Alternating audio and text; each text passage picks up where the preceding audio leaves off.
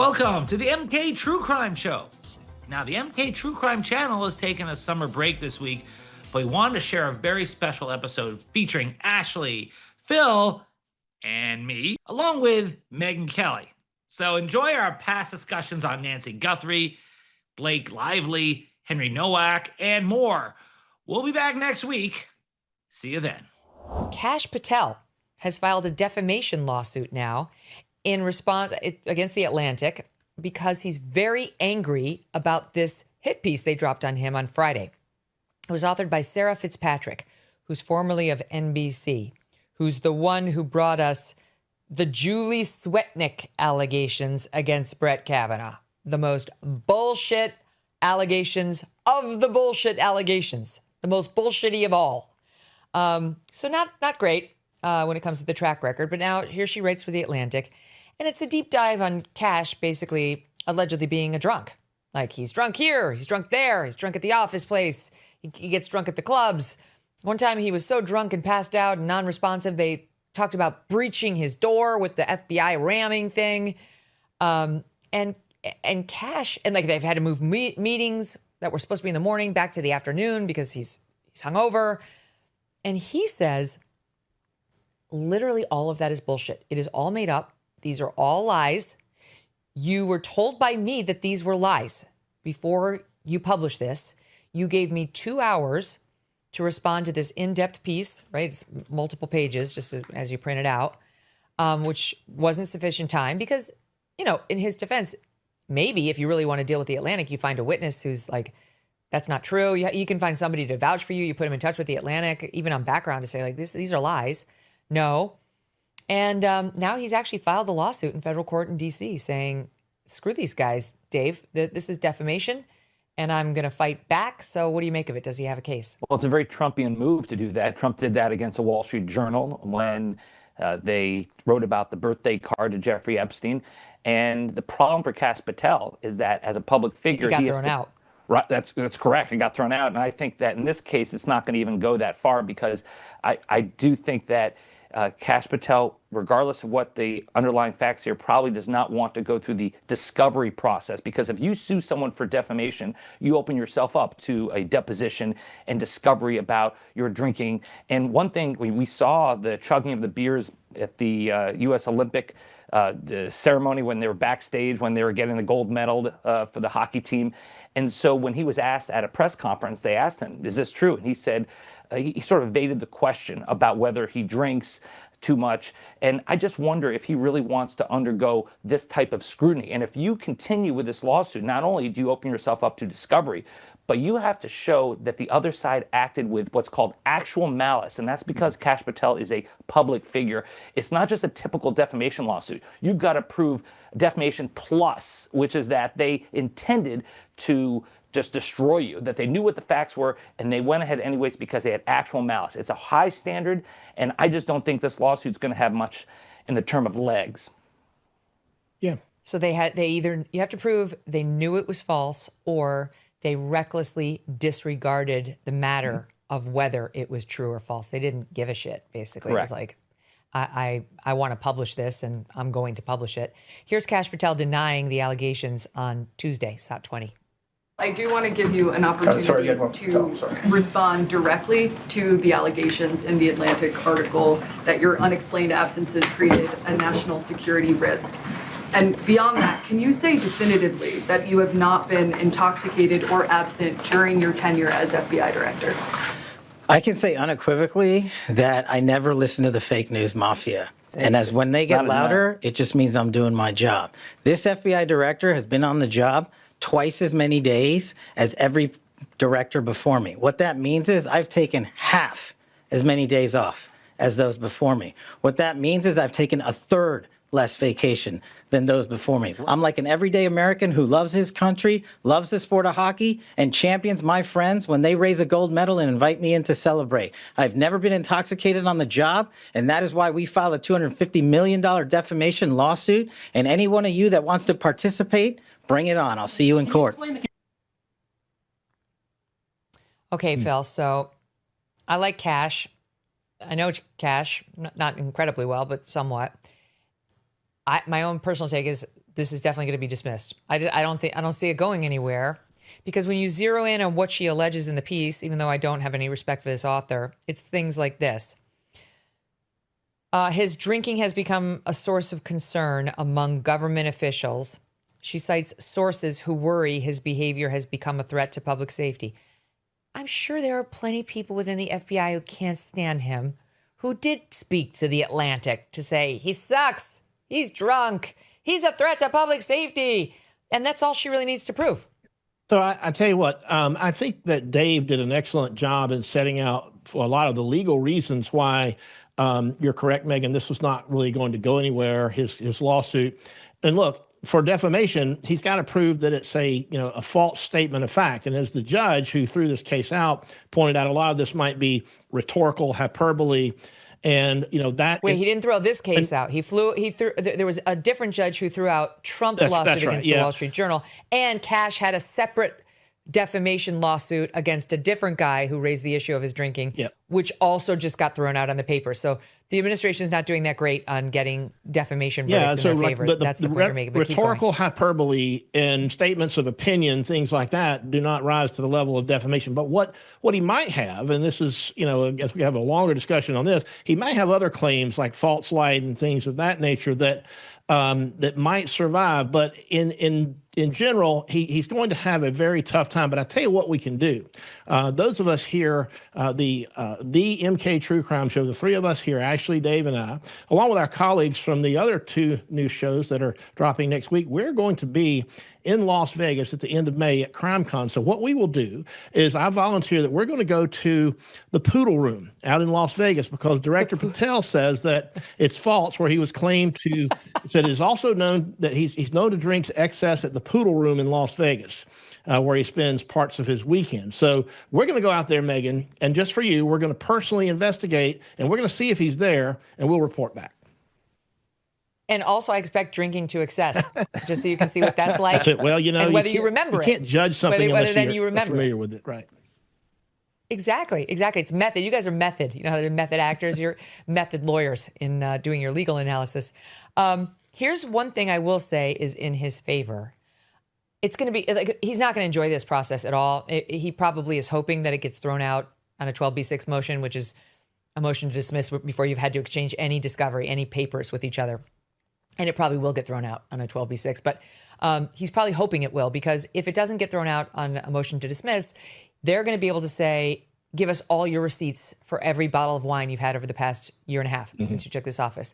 Give us every single receipt or credit card statement when you charge drinks at the Poodle Room, this place Ned's in D.C. that they allege he goes to. We're going to depose witnesses who have seen you there. We're going to talk to your girlfriend about the level that you've drunk. We're going to actually start subpoenaing bartenders and figuring out just how drunk you were. Like, it's not going to go well for him, because he's a drinker. There's nothing wrong with being a drinker. They're trying to paint something else, but just the whole process will be a humiliation, Ashleigh. It is. But I do want to say one other thing. One thing that's good for him is that they only give him 2 hours to respond, because generally when it comes to that, like giving somebody time to respond, unless you need to get the story on the air, like they need a hit print on this, like we've got a scoop that they're about to launch an attack on Turkey and it's going to happen tonight at sundown, and it's noon. Then you would say you've got 2 hours to respond. Right. Like, I'm not holding my story, because they can't hijack your story by saying, I need 24 hours. No. But like, there was no rush to get, he drinks too much. And they had to use a ramming, mechanism one time, or thought about doing that. There was no rush. And what that is potentially evidence of is actual malice against him. Right. That's the best fact, Megyn. I mean, the fact that they did that they only give him 2 hours, that is probably his best fact.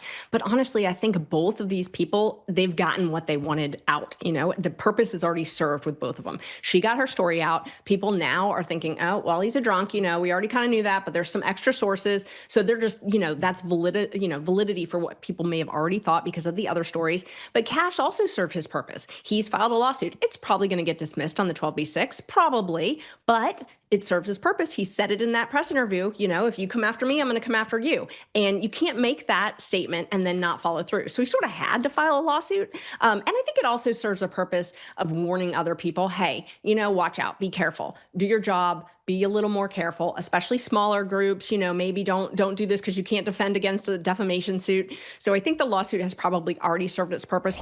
Let's talk about this twit, Mackenzie Shirilla.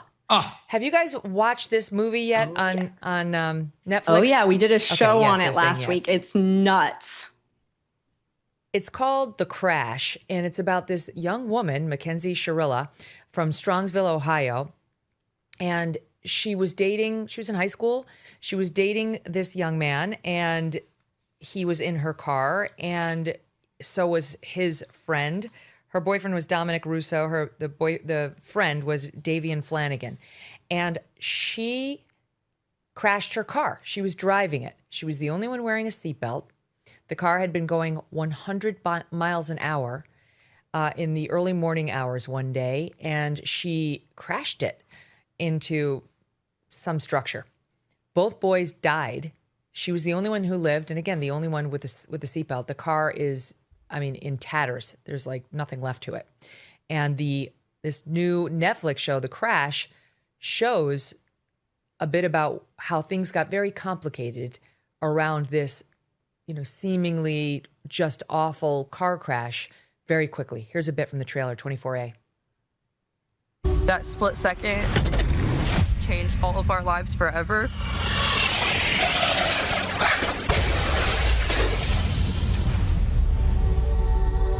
It didn't add up.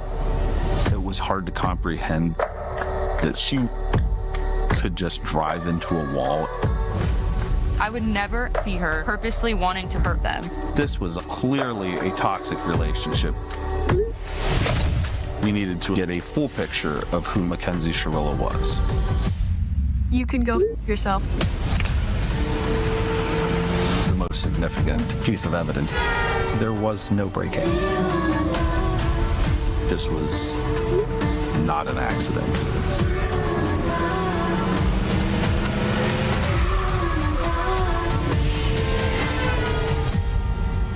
What took place inside that car?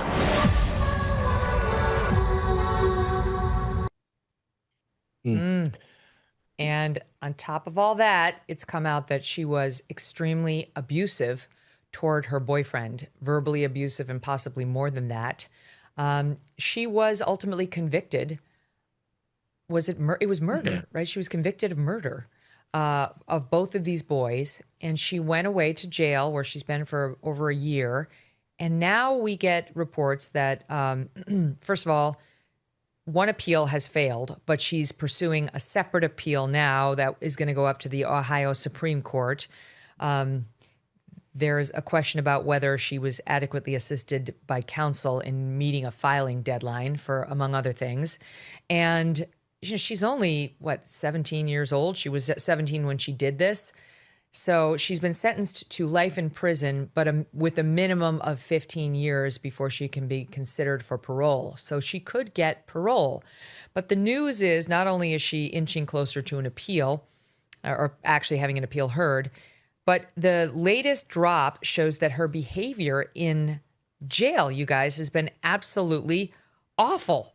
Law and Crime was reporting on this, and she has been violating the rules in jail seemingly every other day. It varies from more minor things like cinching or like somehow tailoring her jail issued sweatshirt so that it's tight and kind of saucy looking on her, which is not allowed, to having video calls with a woman in which they show each other their breasts and sex toys, to provocative behavior with the guards, raising her voice to the guards, being extremely nasty to the guards, according to the guards, and I guess just generally behaving badly and stealing things. She's accused of stealing things like from the commissary and so on. She denies that. But Law and Crime and Anjanette Levy was interviewing a guy who advises people who are going to jail on how to behave, and his number one takeaway was don't do that.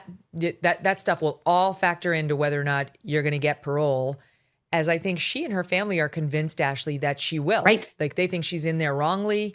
They maintain this was an accident. She's got some disorder relating to her blood pressure that causes her to black out, and that's what happened here. And that she's really just this sweet, misunderstood teenager. You hit the nail on the head. Dave and I had a psychologist on last week, and we got to ask that psychologist to kind of analyze Mackenzie. And it was interesting because she had actually listened to hundreds of hours of jail calls. And so especially between the family, between her parents and her. And it was really interesting because she really blamed the family and said that, you know, that this girl, I mean, obviously Mackenzie's to blame, but that the parents had never taught her consequences, and that she really didn't understand consequences. And I think that's what we're seeing now. You know, even in jail, she doesn't get it. She doesn't get consequences. She can't follow the rules. She can't conform to behavior. And it's really going to hurt her when she does go up for parole, because I don't think anybody's letting her out anytime soon. Although, you know, I have my opinion on whether or not she did have good trial counsel. I think she didn't, because they had what's called a bench trial instead of a jury trial. And, you know, you never waive that. You don't waive a jury trial. I mean, unless you have some really, really, really good reasons to do that. And so, you know, she wasn't likable. She was not likable, but at least you can maybe get a holdout. Like Phil was talking about earlier, maybe you got a stealth jury. At least it's a chance where, you know, this judge, I mean, she wasn't likable to the judge. She wasn't going to be likable to a jury. And then they had this POTS defense you mentioned, you know, this blood pressure thing, which was just crap, honestly. And it was like she'd come up with it last minute and whispered it to her mom. Hey, you know, maybe I can get off if I say I had, you know, a POTS episode, where it made no sense, because if you had POTS, you wouldn't have the gas pedal fully depressed, and to go 100 miles an hour, you had to literally have the gas pedal all the way down. So, I mean, it's just a hot mess. It is literally, this girl is just a hot mess, and 2 kids lost their lives, and it is awful because she clearly drove them into a wall. I have to say, Phil, to me, this person is a sociopath. She killed 2 innocent boys, didn't have any guilt over it from what anyone could see. And that's exactly the kind of person I never want to be released. It's one thing if you're a sociopath who somehow has learned to manage your absolute lack of empathy or emotion and you're not running around hurting people. But if you're a sociopath and you've murdered 2 people, you should stay in jail forever, because you cannot be trusted. What's going to stop you from murdering the next couple? So my scientific wild-ass guess is that she probably does have some sociopathic tendencies, maybe an outright disorder. I also see a healthy dose of narcissism.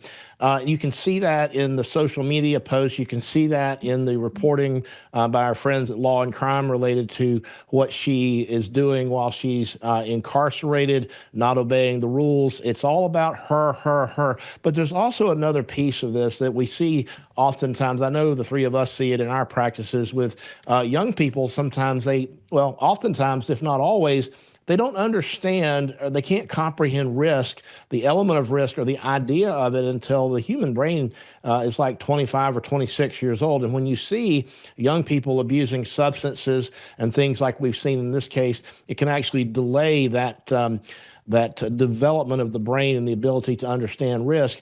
And to follow up on something Ashleigh said about whether or not there's going to be a new trial, or there should be, based on what we call ineffective assistance of counsel, I agree that waiving a jury trial is always a gamble, because you only have to then, if you're the prosecutor, you only have to prove it to 1 person versus 12. But there's another piece of this. If you're going to present a medical defense, which is what apparently this was, they did not have a medical expert. So I don't know how you could effectively try to present such a defense without having an expert. And so I think that if there is going to be a new trial, it would have to be a ruling by the appeals courts based on whether or not the trial counsel was effective. And if they're ineffective, if she has ineffective assistance of counsel, that violates her 6th Amendment. But on the facts of the case, I think the evidence is very clear the conviction should stand. Yeah. And here's what they were trying to avoid. She can do the I'm sweet, I'm innocent, I'm only 17 act for a while. And then you see some of the tapes that they had, thanks to the social media recordings and also just recordings on her boyfriend's phone. Here's a sample of how that would have gone over. It's 24B. Dom, open the door. Kenzie, I can't open the door. I can't sit here and fight. We gotta go to dinner. if I could see my grandparents. Like, I can't You're see. not going to dinner if you don't open the door. I'm gonna let you know that right now. You're gonna come open this door right now, or there's gonna be a serious fucking problem. Okay, ready? I'm gonna count to 10. The door's gonna open, okay? You're gonna open the door and stop hiding behind the door like a little fucking bitch. Step away from the door. Maybe I can come outside and talk for a second. No, we're not fighting outside. You're gonna open the door right now. Why are we You have fighting 1 outside? minute now, actually. Look, wait, now my mom's trying to call me. Like, I got it. No, if you hang up on me, we're done. I'm leaving. Kenzie, there's nothing I can do. Like, I can't. There is. Stop being a little bitch. I can't let you in my house with how you're acting. Like, it's as simple as that. Okay, I'm gonna break into your house then. Dude, what the actual fuck? If you do not let me in the house that I sleep in every night, we are done. Some of the text messages that were introduced in the trial were her writing to Dom, I told you it's my way or the highway. I would watch your back from now on, and your house, and your car, and your life, and any of your friends. And Dom responds, Kenzie, this isn't right, and you know it. Just 2-3 days ago, they released additional texts. This is from March 2022, in which the boyfriend allegedly texted that Mackenzie, quote, hit me and, quote, tried to throw a rock at me. Later that month, he also warned her that she was, quote, driving like a maniac, according to the documents. I mean, they had this girl dead to rights, Dave. That's, I think, why they decided to go for the judge and maybe just throw themselves on the mercy of like an older man who might have mercy on this 17-year-old girl in the way juries probably wouldn't. I don't know. That's my guess, that they thought this older male judge might feel some speck of empathy for her or might bite on the blood pressure thing. But her bad behavior in the prison dovetails perfectly with her bad behavior in life. And I would be remiss if I didn't point out, it's her parents' fault. Yes. It is. The mother is a complete enabler if you watch this show on Netflix. The mother and the father. The father. I mean, the only ones who came off. Too. Yeah, the only ones who came off worse than Mackenzie in that show were her parents, who just enabled her, explained away all of her issues. They came across so terribly, and they're still standing by their daughter, claiming that she is innocent and that the system is rigged against her. Time for some life talk. You probably have life insurance, but you might be paying too much for too little coverage. And did you know if you get it through your employer and then you're laid off, that you could lose your coverage? It's scary to think about, but it's simple to fix thanks to SelectQuote. For over 40 years, SelectQuote has been one of the most trusted insurance brokers out there, helping more than 2 million Americans secure over $700 billion in coverage. Unlike one-size-fits-all life insurance companies, SelectQuote's licensed agents work for you for free. In as little as 15 minutes, they will compare policies from top-rated carriers to find the best fit for your health and budget. Head to SelectQuote.com and a licensed agent will find the right policy for you. Get the right life insurance for you for less and save more than 50% at SelectQuote.com/Megyn. Save more than 50% on term life insurance at SelectQuote.com/Megyn today to get started. This poor kid, Henry Nowak, was on his way home in the evening and was attacked by a man who happens to be Sikh.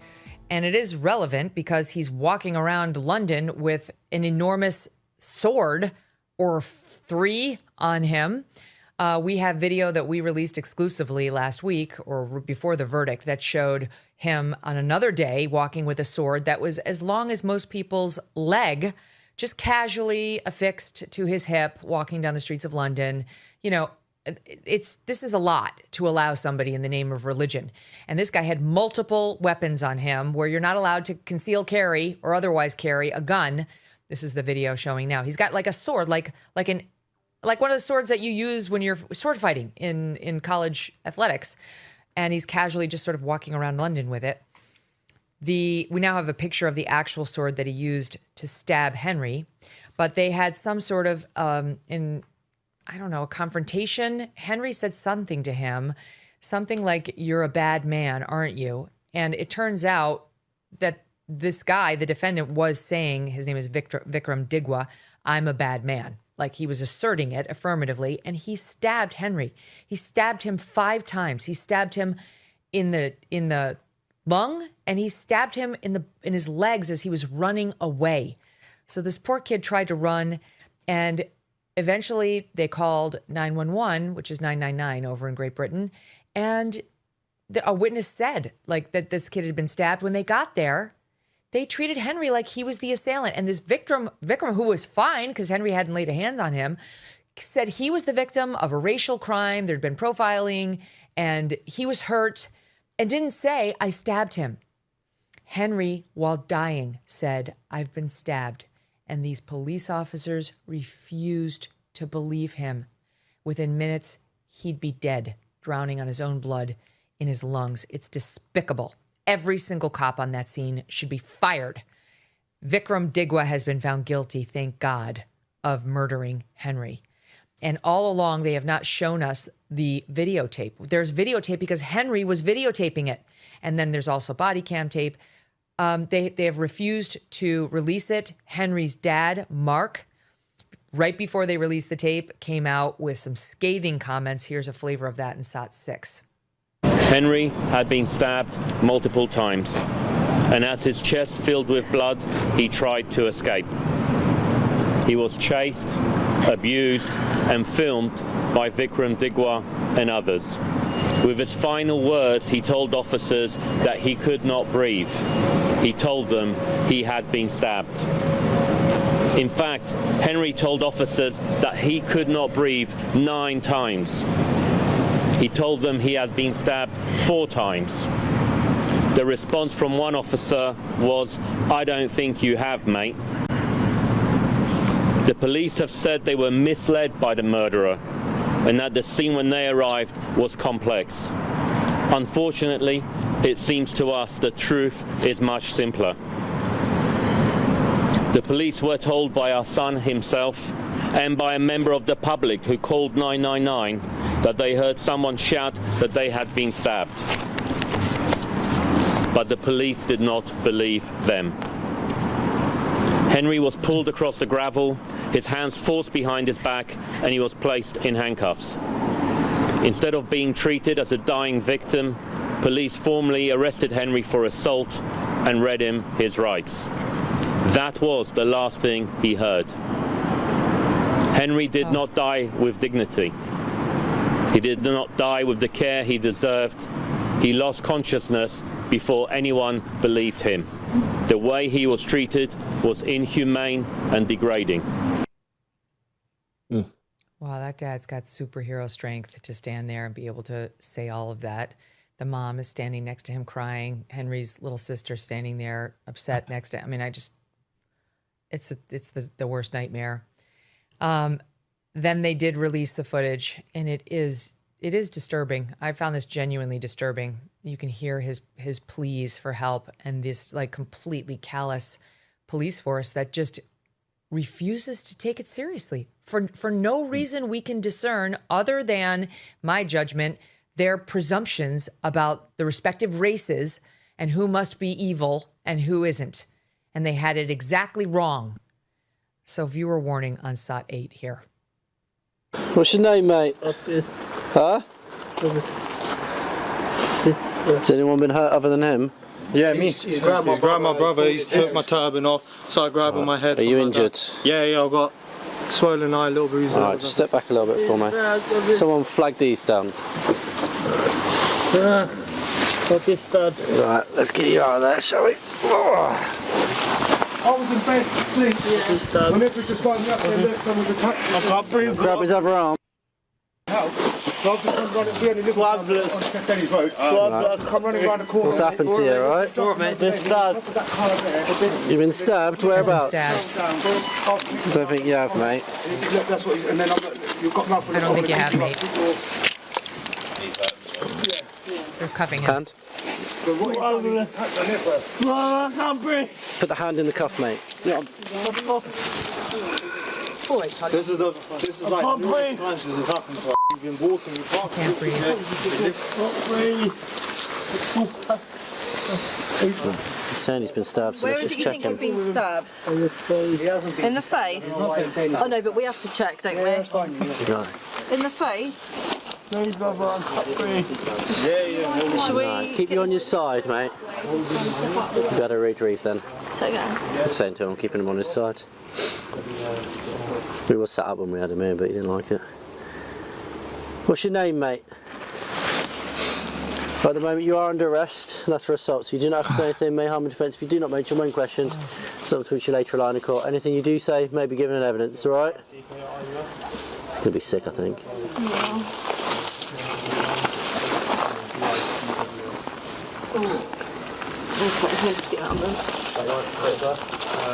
What's his name? So I just want you to call it. Yeah, we've got this male. He's been beat up. Are we able to get an ambulance, please? His pupils aren't even reacting.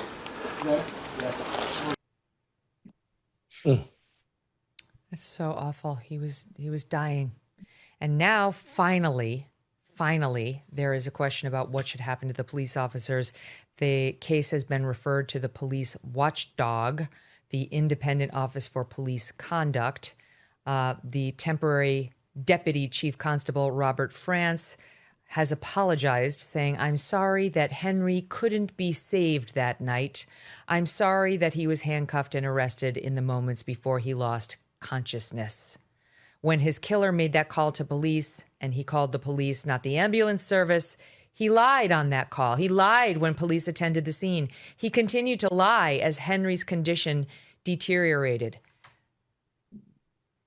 That's not good enough, Phil. That this is a known risk when you approach a crime scene like this, that possibly is a stabbing, that someone could be lying to you. Yeah. And one, you used to be a cop, and your mind has to be open to the fact that it might be the one with the brown skin, and the one with the white skin might just happen in this circumstance to be the victim. You know, when I put my ex-cop hat on, Megan, a couple of things come to mind. First off, knives obviously can kill, but so can the woke mind virus. And that seems to be what has infected certainly the police officers that I think we saw on that video, if not many others, not only in the UK, but elsewhere across the globe and even here in the United States.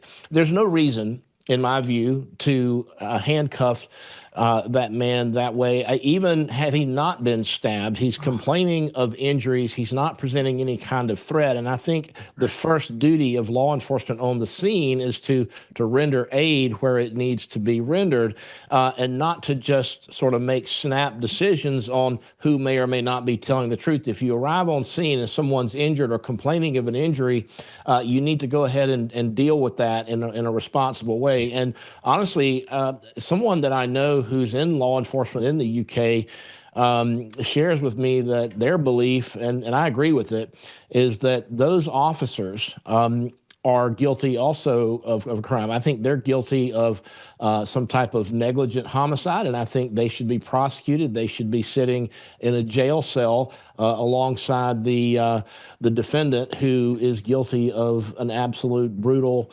murder with that knife. The whole thing is just, it's unspeakable, it's indefensible, and I'm sorry, I'm glad they apologized, but that's not enough. There's not enough. There needs to be, we need vengeance here. We need some type of accountability for those police officers, because that man's death is on their hands. Imagine if the races were reversed. Right. There would be riots in the street. There were. Keir Starmer, who only said one word about this yesterday, I think, he said nothing after the tape was, or the incident became public while they were on trial, nothing.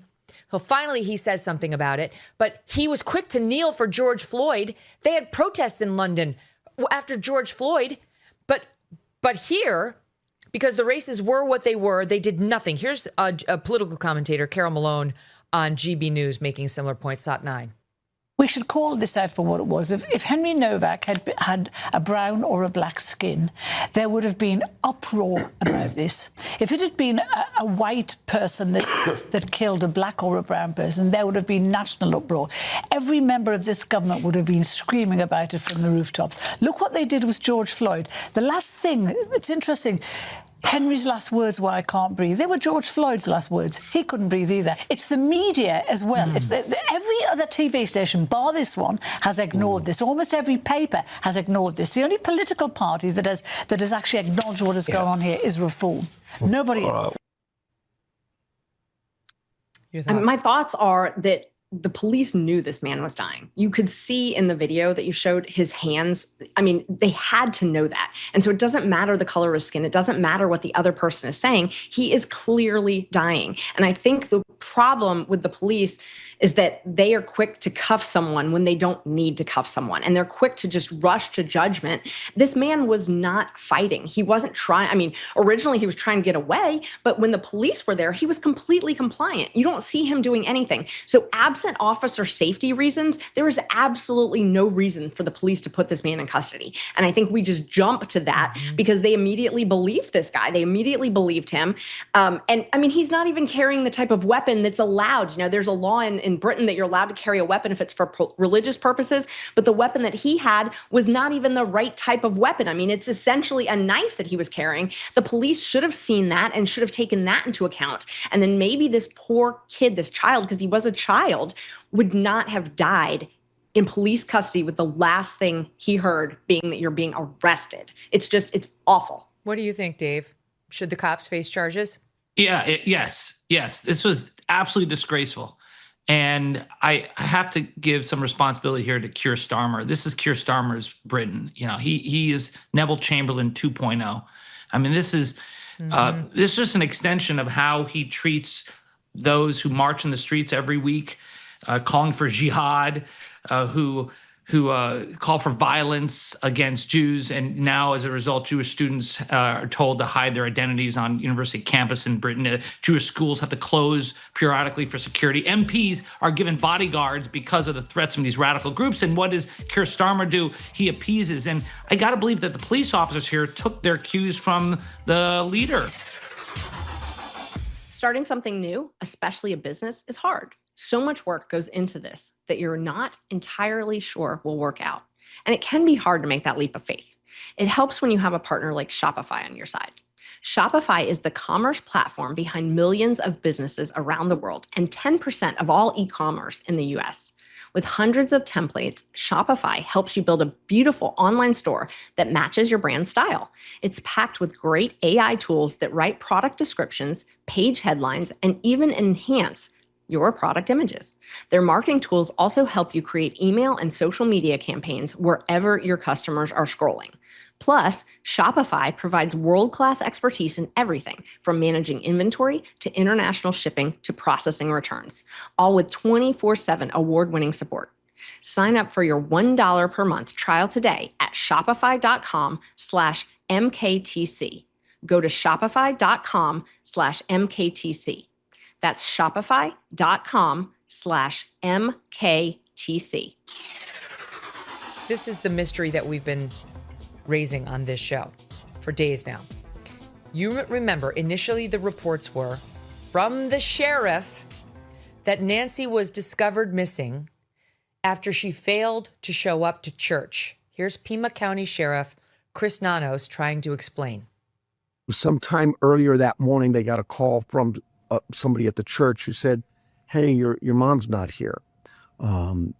The family went to the house at 11 o'clock in the morning. The family got notice from somebody at church that she was not at church. Someone at church notified them she was not at church. I could play you 4 more. Okay, he said it repeatedly. Well, like many of Sheriff Nanos' statements, that did not check out because she had not attended service in person in Arizona since the pandemic, as broken by the Daily Mail. And every day since the Daily Mail broke that, we at the MK Show have been asking, so how did the family know that she wasn't allegedly at church? Like, what is that report based on? if she wasn't actually going to church. Then we found out that there was a live stream, but that you couldn't see if you were a congregant who was participating in it. We reported that to you. Then we found out that there was a chat along with the live stream, and we speculated here, could it possibly be that people reported in the chat that Nancy wasn't there, that this 84-year-old was joining the live stream chat? We had no idea, and no one would answer our questions. But now we know that Nancy did regularly gather with a small group of friends on Sundays to watch a live stream, not of her church in Arizona, but of her daughter Savannah's church in New York City. Fox News reporting that last night. After Nancy did not show up to watch this live stream on February 1st, last Sunday morning, a friend contacted Savannah's sister Annie, which then set off the desperate search that still has not ended. The pastor of the Guthrie's New York City church spoke out today on the Today Show. I sat down with Pastor Michael Ruzenda in the very pews she and Savannah often pray in. This is Savannah's church, and it's also Nancy's church, right? Yeah. Over the years, Nancy would visit, and we got a chance to meet her and know her a little bit. And then during the pandemic, we started out of necessity filming our services, our prayers, our sermons, and putting it out there into the world. And during that time, Nancy started to watch. Okay, just a word. It's very annoying when these Johnny-come-latelys to the story bomb in, try to pass judgment on those of us who have been here reporting it from the beginning aggressively and with misinformation. And that's what leads me to Hall Monitor Brian Stelter. Hall Monitor is out there tweeting the following. Online sleuths and internet commentators have sowed confusion in recent days about how exactly Nancy Guthrie's absence was first noticed on February 1st. Here's the deal. And then he goes on to explain what went down. Okay, it's not online sleuths and internet commentators who have sowed this confusion. It came directly from the sheriff multiple times, Hall Monitor. Do your homework. Online sleuths and commentators have been trying to piece together what's real based on the sheriff's 180 reversals of his own comments if you just wait 24 hours. He is the one who said she didn't show up at church and someone at church noticed and called her family. The misinformation around this has just been pretty legion. That sheriff, she was snatched from her bed. Then he had to take that back. He's had quite a few that he's had to clarify. Nobody's perfect, but spare me the sanctimonious parachuting in with your corrective record, Hall Monitor. Okay? Do your own homework before you try to lecture those of us who have been following this in its every detail. Because actually, some of us really do care about getting the facts right. And Hall Monitor, some of us actually do have to worry about this kind of thing happening to us or our loved ones. So we're really fucking invested in making sure we get every fact correct. Unlike you, where you sit there with your tweets and think that you can weigh in and correct people like this show or Ashleigh Banfield or anybody else who is trying in good faith to get the facts of this case right. I've had it. We sent Phil Holloway to Houston because we wanted someone of our own. I'm sorry, to Tucson. We wanted someone of our own there to be researching the facts and making sure that we're getting things right. Phil used to be a cop. Did you know that? And now, of course, he's a lawyer, very smart lawyer, and also a host at MK True Crime. So he is neck deep in true crime cases. He understands reporting. And he's been on the opposite side as a member of law enforcement as well. And he has been on the ground reporting now for about a day there in Tucson. Phil, welcome. Thank you. Great to see you. So what are your first thoughts, having been on the ground for about 24 hours? Look, one thing that a good lawyer will do, whether you're a prosecutor, defense attorney, if you're a criminal lawyer and you're involved in a criminal case, one thing that's important to do is to go to the scene of the crime so that you can on the ground, right? You want to see what the crime scene looks like. You want to see the terrain. You want to just visualize how things are located with respect to other things that may be of interest. In this case, the mom's house versus Annie's house. So the one thing that I first noticed when I got out there, besides the giant scrum of obviously media personnel that have every inch of this very narrow roadway just kind of jam-packed with their vehicles and their equipment, I noticed that the terrain at the house and around the house would be something that would be very difficult to conduct an investigation in. You've got, as you see there on the screen, you've got a lot of the cacti, you've got shrubs that are, 2, 3, 4 foot high, lots of things that would block the view of the house, the front door, from the roadway, and vice versa. If you have the Ring camera, it might see who's standing at the door, but it's not going to see what's out past all that shrubbery.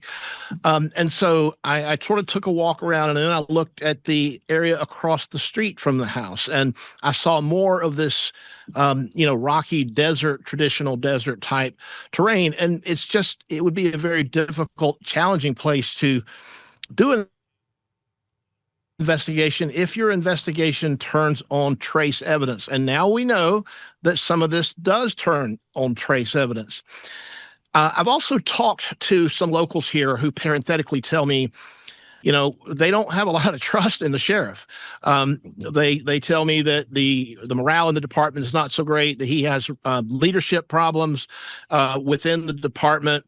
And you start putting all this together, and it tracks with the things that you just went through with respect to the sheriff. On the way out here yesterday on the plane, I sent an email to the sheriff's office asking, hey, look, is there anybody there that would be willing to talk with me for 5 or 10 minutes? Because I was interested in maybe doing an interview and showing the cops' perspective, right?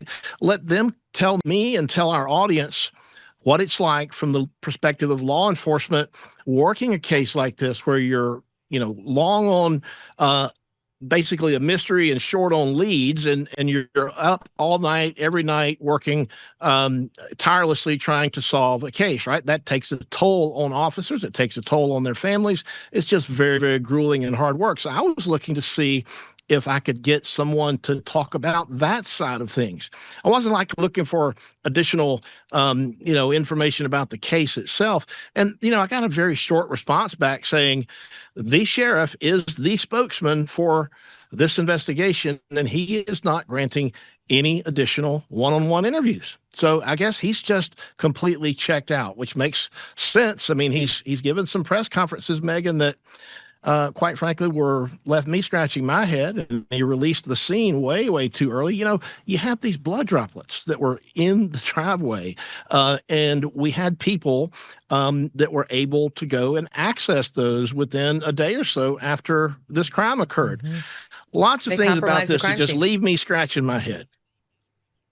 Yeah, they compromised it now, because if and when they ever make an arrest, that person's going to say anything that is used against him from the crime scene, they're going to say it's compromised. What do you mean? They had members of the media traipsing through the front porch, the inside, the garage, the outside. How can you trust anything there? There was no chain of custody on the house or the area around it. So this will wind up being a problem for them if they ever find a perpetrator. Phil, the deadline for the ransom has passed officially. And it does not appear they paid it, according to TMZ, who has the Bitcoin address. And to me, it now seems clear from Savannah's latest message that all involved have concluded this was a hoax. Yeah. If she didn't think it was a hoax, she would have paid the $6 million. So is that your understanding or your impression right now? It's my impression now, and it's been my impression from the beginning. But since I've been here, it's sort of solidified that in my mind. I think that somebody was obviously trying to extort her or basically con her out of some money, right? But I don't think it's the people who took and probably killed Nancy Guthrie. And can I talk more about the blood droplets that you were just mentioning? There's video of that. We've seen it. I think Brian Enton was out there, and he took some video showing those blood droplets. And I've been talking with others here on the ground and getting a better feel for what that looked like. And, in some of the video that I took that I think maybe you just showed that the house, it's like this semicircular rock driveway. And sort of in the middle between the entrances and exits on that semicircular drive, there's this, lots of cacti and shrubbery and other things like I mentioned. And so what you can sort of surmise happened is that there was some struggle in that house that caused her to bleed. Now, it wasn't the kind of bleeding that you would expect if, say, you cut an artery. It was little droplets. More like, think about if you have ever had a bloody nose and you have blood that's just gravity's taking it straight down and it's dropping droplets on the ground. Okay, so it wasn't heavy bleeding. And we also know that there's some DNA inside the house. I mean, it could be touch DNA from the cells left behind by whoever, or it could also be blood in there. It stands to reason that if you had blood droplets on the doorway or the doorstep, then you might have blood droplets just inside the door. And then those droplets come out to the top of the semicircular driveway, and then they end. And so what that suggests to me is that somebody put her in a vehicle and drove her away from there. And so if that's the case, why didn't we have the search plane up that the sheriff's office had within hours? Okay. We know the Border Patrol came in and had some dogs out there, but we don't know much about how the dogs were used and in what capacity to try to track some scent. And, the whole thing just points to a scenario where maybe it was a burglary gone bad. And this is not necessarily inconsistent with Ashleigh Banfield's reporting either. Something happened with somebody and it was some type of an altercation. Family members can commit burglaries too. So I'm not saying that Ashleigh Banfield is mistaken about any of that. It's consistent. Or it could be just a random stranger going in, but somebody went in there and it was a burglary. She was assaulted. And I think that they took her out of there so that they didn't leave her behind, because there's lots of evidence on a body, whether it's alive or breathing, that can identify the attacker. So there could be, I've seen cases where someone was shot in the head with a small caliber rifle or something, and the bullet never leaves, and it just makes very small blood droplets. Okay. And sometimes the body, I've seen one case where the head was taken to, so that the killer could, prevent law enforcement from finding that bullet and matching it back to some gun. So there's all sorts of reasons that come to my mind why a killer or an attacker would remove Nancy from that home. And none of them are good. This whole thing feels like it's turned into, I don't want to say a stale case, and hopefully with this new information this afternoon, maybe we will get some kind of breakthrough. But the general feeling around here up until that announcement that you just made about maybe a picture of a person of interest or something like that, until that, it's just the feeling here is that this is a stale case and that law enforcement is just at the end of their investigative leads right now. I know what you mean, because stale is how it's feeling. Washington politicians are always getting in your wallet. Now they're messing with your credit card. Your credit card and the security it offers are under attack. Senators Dick Durbin and Roger Marshall want to change the nation's payment system to benefit corporate megastores like Walmart and Target at the expense of everyday Americans. Credit cards keep your payments secure and provide rewards that families use to make everyday purchases more affordable. The Durbin-Marshall mandates would let corporate megastores cut corners on credit card processing, routing transactions over cheaper, untested networks with weaker security and fewer protections. That means higher risk of fraud, greater chance of stolen personal data, and the loss of rewards programs, just so corporate megastores can pocket billions of dollars in higher profits. Tell Congress to guard your card. Visit guardyourcard.com to take action and learn more. This is a kind of a wacky story where I didn't know this Ruby Rose. She's stunning. She, I guess, was in Orange is the New Black. And she's claiming 20 years ago that she was at this nightclub in Australia and she's Australian, with Katy Perry. And that, I mean, it's graphic, but I talked about it with Katy Perry's ex-husband yesterday, that Katy Perry went over to Ruby Rose, whose head was on the lap of a friend. Sounds like she was not feeling well. She'd been overserved. And that Katy Perry allegedly pulled her own underwear aside and rubbed her vag on Ruby Rose's face. It wasn't even just like an exposure. It was a touching, which in any world would be sexual assault, assuming it's unwanted, right? And Ruby Rose is saying it was 100% unwanted. And then adds another detail, which I have to say, I don't know. She then claims that she then threw up on Katy Perry. So disgusted was she. Now it's starting to sound a little unbelievable to me. I don't know, but she was drunk. So it's possible she threw up because she said she was overserved. So now she's telling the story. I don't know why now. Katy Perry posted a comment under a Justin Bieber meme or post about his appearance at Coachella. And Katy Perry posted something online. And this Ruby Rose saw it and she just had a negative reaction to it. And the next thing you know, she's telling this story and has dredged up this whole thing saying, you assaulted me. I'm not going to file a police report, but you know you did it. And Katy Perry's team came out and said, no, she didn't. She didn't do it. You're a liar. You accuse people all the time and they always deny it. And she was like, girl, it's on. And now she did file a criminal complaint. And Katy Perry's being investigated. And Ruby Rose in the original statement, Ashleigh, had said she has some sort of proof. I don't know what the proof exactly is. Right. So what do you make of where we are and how we got I feel like here? they're going to get into a mud wrestling pit and like fight it out. Like that's what we have here. It's like, you were a hoe. You did this 20 years ago, but you did this. I mean, it's just crazy to me that this is happening. But so what we've got really is 20 years ago, she was apparently at this nightclub. This is one thing I want to pay attention to. Ruby Rose says she was in her best friend's lap when this happened. So I'm really curious what this best friend says, because if her best friend saw her being sexually assaulted, she's vulnerable, she's on her lap, and she sees this happen, she's going to say something. I mean, that doesn't make any sense why she wouldn't say anything. So I'm really curious what her story is. And also the nightclub, I think it was the manager or the owner, they talked to him, and I know it's been 20 years, but he didn't see anything. I mean, if you see Katy Perry literally take her vagina out in a public place and rub it on a drunk lady's face, someone's going to see that.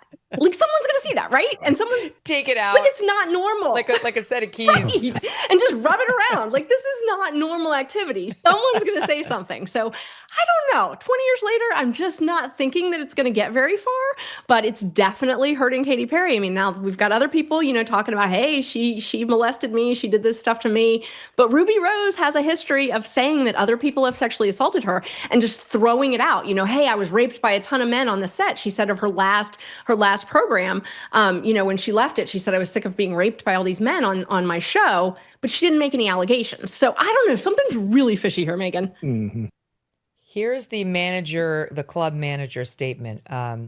It was a place called Spice Market. He's spoken out about the wild night, saying as follows, quote, they were drunk. They were not paralytic or anything, just like any other person drinking at a nightclub, he told the Herald Sun. He claimed he did not see any alleged sexual assault take place or any vomiting, referring to Rose's allegations that she threw up when this happened to her.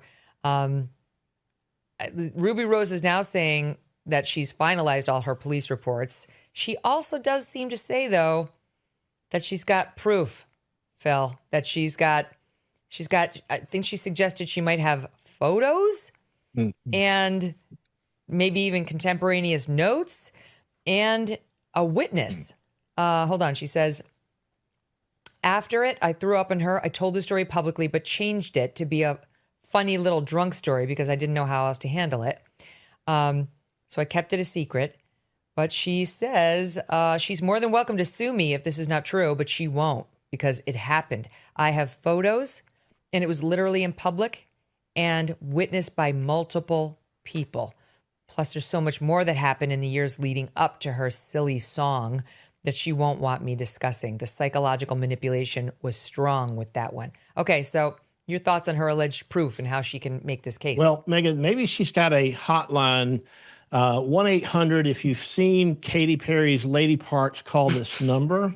I tell you, this whole thing on its face it doesn't have the ring of believability to me. I'm sorry, it just doesn't. I understand that sexual assault is a terrible thing, and nobody's denying that, but another thing is terrible. It's also terrible to falsely accuse somebody of it, and this person has a history of it. Look, we got to start with the fact that she's drunk, admittedly drunk.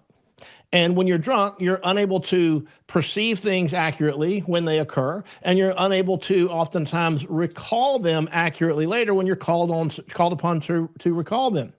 And she's admitted that she was and she threw up, which suggests to me maybe that's more about the amount and quantity of the alcohol, because even the manager there says that they were under the influence. So maybe that has something to do with the fact that she threw up, if she did in fact do so.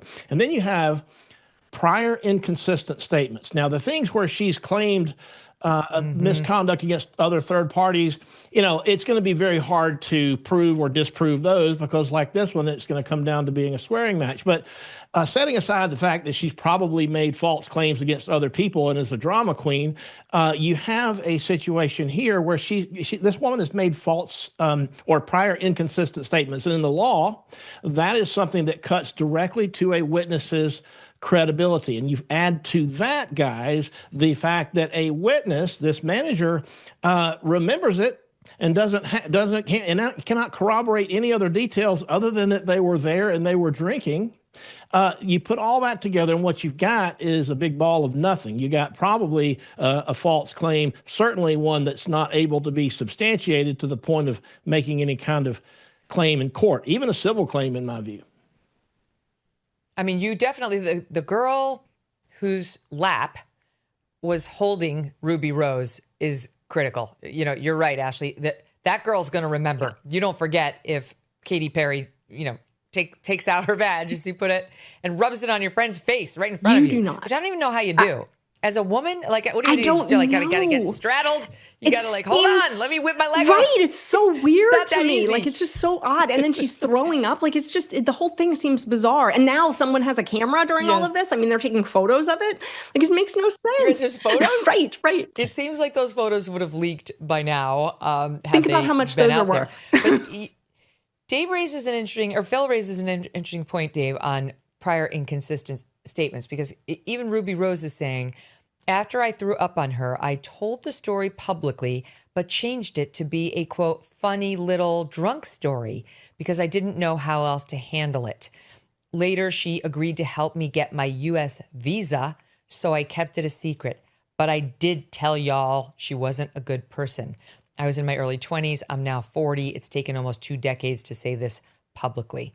And she's talking about how she's grateful she's found her voice and so on. But she appears to be steeling herself for on-camera statements in which she's already told this story, Dave, in a way that, it certainly sounds like it's not going to be, I was sexually assaulted and I threw up in disgust at her. Right. And Megyn, it's good to be back on with you and my co-hosts, Phil and Ashleigh. And this one is a tough one because both sides here have a rap sheet, because both of them have made accusations or been accused of things that will harm their credibility. The accuser here has alleged that others have raped her, and it doesn't look like there was any corroboration there. And here, Katy Perry also has been accused of sexual assault in 2019 from this actor, Josh Kloss, who starred in her video and said that she bullied him and pulled his pants down and exposed his genitals to others. I mean, what's going on in Hollywood, right? I mean, this is like these accusations of her to go up to people. Like also there's a female TV host in Georgia who reportedly, she accused Katy Perry of harassing her that same year. And then there's video of Katy Perry grabbing Justin Bieber's butt and looking into the camera and saying, sorry, Selena. We have that. Right? So you have... Wait, we have that. Yeah, okay, yeah. Hold on. Let me show that video with Bieber, and then I'll let you finish your point. That's SOT 39.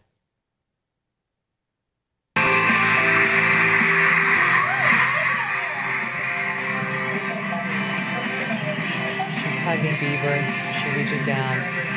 Well, she definitely grabs his ass, and her hand stays there for a long time. She's a lot older than he is. Poor Bieber. He's been like... Poor boy toy. He's been through a lot. Keep going, Dave. Well, yeah, he did well for himself, though. I mean, he married well. I know, but he's like clearly so damaged now from obviously his time with Usher and Diddy. This is my own supposition. I don't have proof, but it seems pretty clear. It's just like everybody abused Justin Bieber, like on camera, on late night shows. And you can see he's like walking around laboring under this.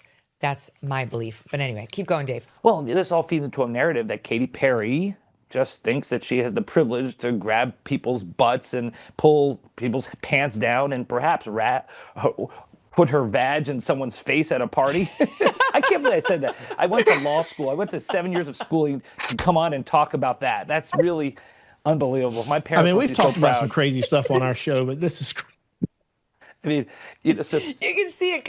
It was coming at you like a freight train, Aronberg. Right. Avoid it. We can see it. Really? Is he going to do it? Is he going to say it? It's so true. I wonder what Justin Trudeau is thinking about all this right now.